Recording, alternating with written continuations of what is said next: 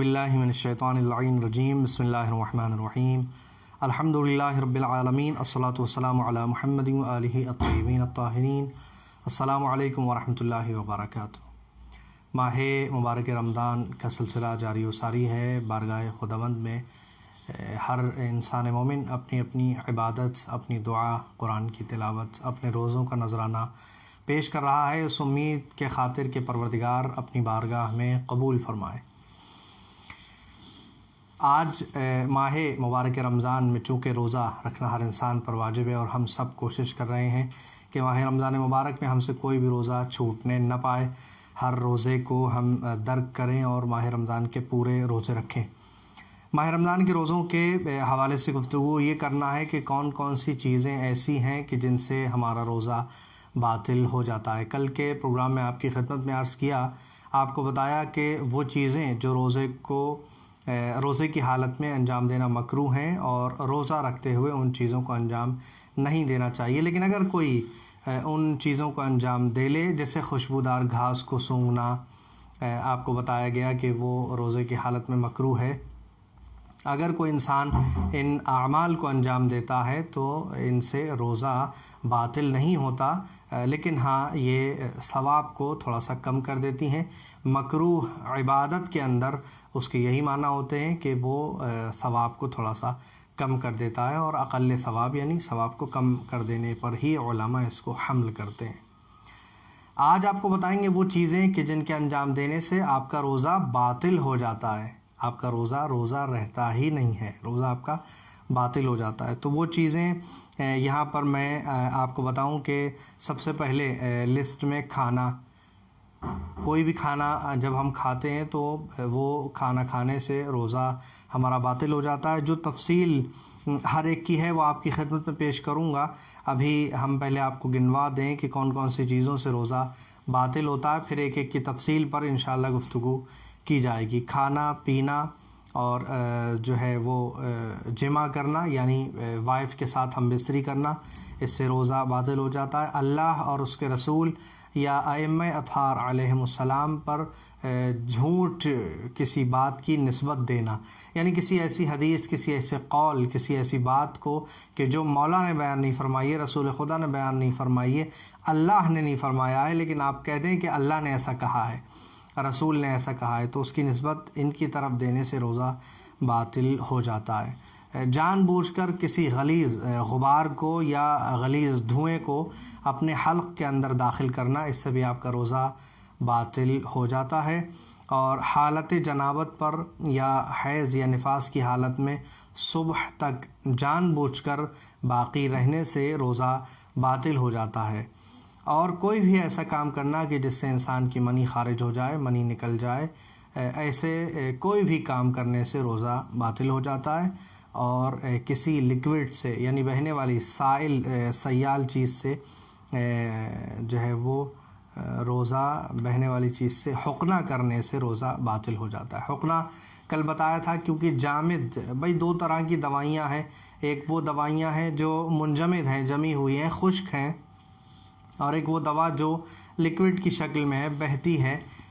तो वो दवा के जो खुश्क है यानी जो जामिद है, उसके ज़रिए से अगर हुक्ना करेंगे, हुक्ना आपको बताया कि आपके पायखाने के रास्ते से यानी नीचे से किसी दवा को आपके पेट तक पहुंचाना, किसी दवाई को अंदर करना, उसको हुक्ना कहा जाता है। इस ऑपरेशन को, इस अमल को हुक्ने का नाम दिया जाता है हमारी फ़िक़्ह के अंदर। तो हुक्ना करना, अगर जामिद चीज़ से हुक्ना कर रहे हैं तो वो मकरूह है, लेकिन बहने वाली दवा, लिक्विड दवा है, तो उससे हुक्ना करने से आपका रोज़ा बातिल हो जाता है। और जानबूझकर उल्टी करना बग़ैर किसी बात के, यानी ख़ुद से उल्टी आई नहीं है आपको, आपने जानबूझ के उल्टी कर दी, तो आमदन क़य करना, जानबूझ के उल्टी करना, इससे रोज़ा बातिल हो जाता है। हर एक की तफसील इंशाअल्लाह आपकी खिदमत में बयान करेंगे, लेकिन इससे पहले यहाँ पर रोज़े के हवाले से कुछ सवालात हैं, मैं उसे शामिल करना चाहता हूँ। सबसे पहला सवाल है, जो लोग मरीज़ हैं, जो शुगर पेशेंट हैं या बुज़ुर्ग हैं, 65-70 साल के हैं, उनको रोज़ा वो बर्दाश्त नहीं कर सकते तो उन्हें क्या करना चाहिए? अच्छा सवाल है। देखिए, कोई भी इंसान जो रोज़ा रखने की ताकत नहीं रखता جو بزرگ ہے یا جو مریض ہے، شوگر پیشنٹ بھی اسی میں آتے ہیں، تو ایسے افراد کے جو روزے کو برداشت نہیں کر سکتے، ان کی حالت جسمانی ٹھیک نہیں ہے، صحت ان کا ساتھ نہیں دے رہی ہے، یا عمر میں اتنے بڑے ہو گئے کہ اب بھوک پیاس برداشت نہیں ہو سکتی ہے، تو ان کو کیا کرنا چاہیے؟ ان کو روزہ ان کے اوپر واجب نہیں ہے، روزے کو چونکہ رکھ نہیں سکتے، اور روزہ جو ہے وہ اس کے لیے صحت ضروری ہے، تو روزہ ان کے اوپر واجب نہیں ہے، لیکن فدیہ ان کو دینا ضروری ہے۔ ہر روزے کے بدلے ایک فدیہ یہ نکالیں، فدیہ یعنی 750 گرام آٹا دے دیں، 750 گرام چاول دے دیں، تو یہ فدیہ ہو جائے گا ایک روزے کے بدلے میں۔ تو ایک روزے کے بدلے ایک فدیہ جو ہے وہ یہ ادا کر دیں۔ ماہ رمضان مبارک میں جتنے بھی روزے ہوئے، ہر روزے کے بدلے فدیہ ان کو نکالنا ضروری ہے، روزہ جو نہیں رکھ سکتے۔ اس کے بعد چونکہ یہ صحیح ہیں نہیں، ٹھیک نہیں ہے، شوگر پیشنٹ ہیں یا بزرگ ہیں، بوڑھے ہو گئے ہیں، تو ان کے اوپر روزہ واجب نہیں ہے، تو اب روزے کی قضا بھی بعد میں نہیں ہوگی، ماہ رمضان مبارک کے بعد بھی قضا ان کو نہیں کرنا ہوگی، چونکہ اس کی اہلیت نہیں ہے، وہ لیاقت، وہ قوت، وہ طاقت جو ایک روزہ رکھنے والے انسان کو چاہیے اور جو اس کو ضرورت ہے، وہ ان کے اندر نہیں پائی جاتی۔ جی، دوسرا سوال یہاں پر ہے، کیا مریض انسان کے لیے یا روزہ دار میں کوئی روزہ رکھے ہوئے ہے اور بیمار ہو جائے تو اس کے لیے افطار کر لینا جائز ہے؟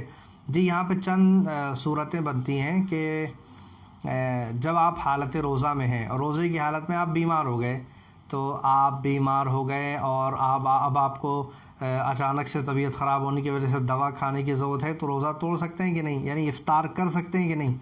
تو آپ جو ہے وہ فوری طور پر، اگر آپ کی طبیعت خراب ہو جاتی ہے اور ایسے مرض میں مبتلا ہو جاتے ہیں کہ جو عام طور سے برداشت نہیں کیا جا سکتا ہے، تو آپ افطار کر لیں۔ افطار کرنا آپ کے لیے جائز ہے، افطار کرنا آپ کے لیے جائز ہے، لیکن اس میں وہ صورت نہیں آئے گی۔ ناظرین، آپ کو معلوم ہونا چاہیے کہ معمولی اگر کسی کے ہیڈک ہے، کسی کے سر درد ہے، جو کہ عام طور سے دوپہر کے بعد جب روزہ لگنا شروع ہوتا ہے تو تھوڑا بہت سر میں درد کسی کے ہو جاتا ہے، وہ اس کے اندر نہیں داخل ہوگا۔ میں نے بتایا کہ ایسی طبیعت خراب ہونا جو جیسے کہا جائے بھی واقعاً یہ مریض ہو گئے، یہ بیمار ہو گئے، تو ان کے لیے یہ صورتحال ہے کہ ان کے لیے افطار کرنا جائز ہے، اور پھر وہ ان کا یہ روزہ شمار نہیں ہوگا۔ بعد میں اس روزے کو وہ دوبارہ سے رکھ لیں، جب ان کے پاس صحت آ جائے، صحیح ہو جائے، ٹھیک ہو جائے، ماہ رمضان مبارک کے بعد اس روزے کی قضا کر لیں، چونکہ اس روزے کو وہ مکمل آخر تک، مغرب تک نہیں پہنچا سکے۔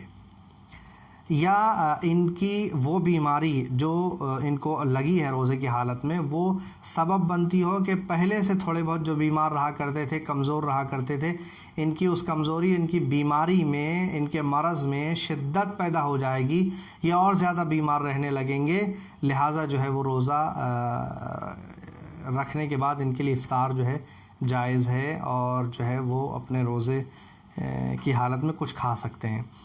اس کے بعد جو ہے ہمارے پاس ہے وہ کہ روزے دار انسان جس کی بیماری، اگر اس نے روزہ رکھا تو طول پکڑ سکتی ہے، روزے دار انسان اگر اس نے روزہ رکھا تو روزہ رکھنے کی وجہ سے اس کی بیماری میں وقت لگے گا، ٹھیک ہونے میں ٹائم لگے گا، اس کی شفا جو ہے وہ جلدی اس کو نہیں ملے گی، تو ایسے انسان کے لیے بھی افطار جائز ہے۔ یا ایک ایسا مریض انسان کہ جو روزہ رکھا لیکن روزے کی وجہ سے، روزہ رکھنے کی حالت میں اسے ایک اور مرض پیدا ہو جائے گا، اس کی بیماری ایسی تھی کہ اگر دن بھر بھوکا رہے گا تو اسے دوسری بیماری لگ جائے گی، تو ایسے انسان کے لیے بھی افطار جائز ہے۔ یہاں پہ سوال ہے، تیسرا سوال، ناک میں ڈراپ ڈالنا ضروری ہے اور روزے کی حالت میں ڈراپ ڈالیں یا نہ ڈالیں، یا روزہ ہی نہ رکھیں؟ جی بالکل اچھا سوال ہے ان کا۔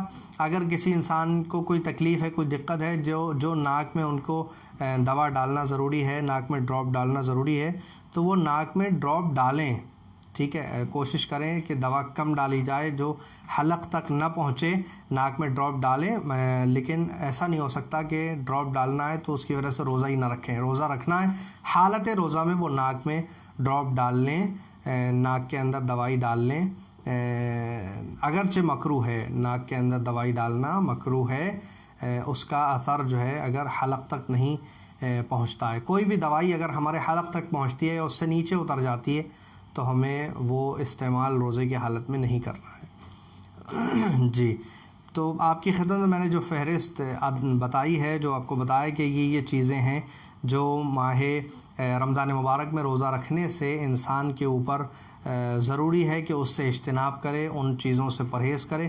اگر انجام دے گا تو اس کا روزہ باطل ہو جائے گا. آج تھوڑی سی تفصیل آپ کی خدمت میں بیان کرتے ہیں، باقی انشاءاللہ کل پیش کی جائے گی.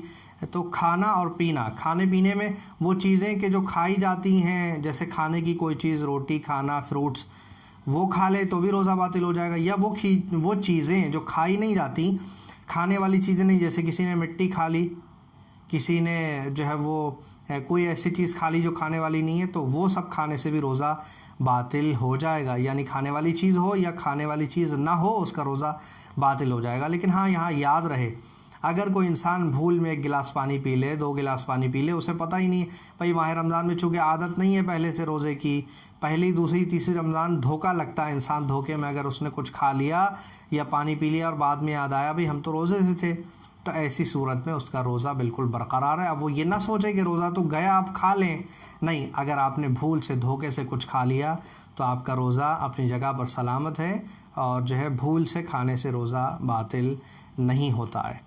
تو ایسا کرنے سے آپ کا روزہ نہیں جائے گا. اچھا، کھانا کھاتے ہوئے سحر کا وقت ہے، اور جو ہے آپ کو ایک لمیٹیشن ہے ٹائم کی کہ اذان صبح سے پہلے سحری کھانا بند کر دینا ہے. اگر ایک دم سے پتہ چلے منہ میں آپ کے نوالا ہے، لقمہ آپ کے منہ میں ہے، اور آپ کو پتہ چلے کہ اذان ہو گئی یا وقت ختم ہو گیا، سحر کا وقت ختم ہو گیا، اذان کا ٹائم ہو گیا، تو اب آپ کو کیا کرنا ہے؟ منہ کے اندر جو نوالا ہے اسے چبا چبا کے اندر لے جائیں. نہ، ایسا نہیں کر سکتے.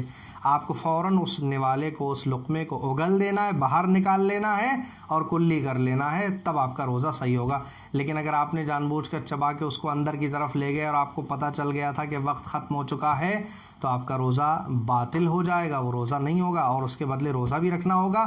جان بوجھ کے ایسا کیا تو آپ کو کفارہ بھی دینا پڑ سکتا ہے، بلکہ کفارہ دینا پڑے گا، کفارہ بھی دینا پڑے گا. اگر جان بوجھ کے کھایا ہے تو قضا بھی کرنا ہوگی بعد میں، اور کفارہ بھی دینا ہوگا. انجیکشن، اسی طرح آپ کو انجیکشن جو ہے وہ اگر کوئی صاحب لگواتے ہیں، مرض ہے یا کوئی اور دقت ہے، حالت روزہ میں انجیکشن سے روزہ آپ کا باطل نہیں ہوتا. دانت میں پھنسی ہوئی کوئی چیز اگر آپ کے رہ جائے تو آپ کے لیے اس کو نکالنا ضروری ہے، جان بوجھ کر اس کو آپ اندر نہیں لے جا سکتے.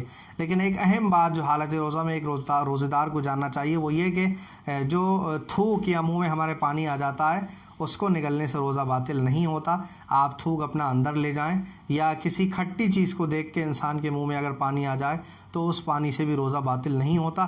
ہاں، وہ بلغم جو سینے سے اوپر کی طرف آپ کے آیا ہے وہ اگر منہ کے اندر آ گیا ہے تو احتیاط واجب یہاں پر یہ ہے کہ آپ اسے باہر نکال دیں، تھوک دیں اور اندر کی طرف نہ لے جائیں. لیکن حلق میں ہی ہے تو پھر جو ہے اسے آپ کیا کریں گے؟ اندر لے جا سکتے ہیں. لیکن منہ میں آ گیا ہے، بالکل جو ہے وہ دہن میں آپ کے آ گیا تھا، اب آپ اسے واپس حلق میں نہیں لے جا سکتے. اسی طرح ذائقہ چکھنا، کھانا بناتے ہوئے نمک چکھنا، یہ بھی آپ کے لیے جائز ہے، اس سے بھی روزہ باطل نہیں ہوگا. بس شرط یہ ہے کہ آپ نمک چکھیں اور فوراً کلی کر دیں، حلق کے اندر نہیں لے جا سکتے ہیں. باقی انشاءاللہ تفصیل جن چیزوں سے روزہ باطل ہوتا ہے کل آپ کی خدمت میں پیش کی جائے گی. والسلام علیکم ورحمۃ اللہ وبرکاتہ.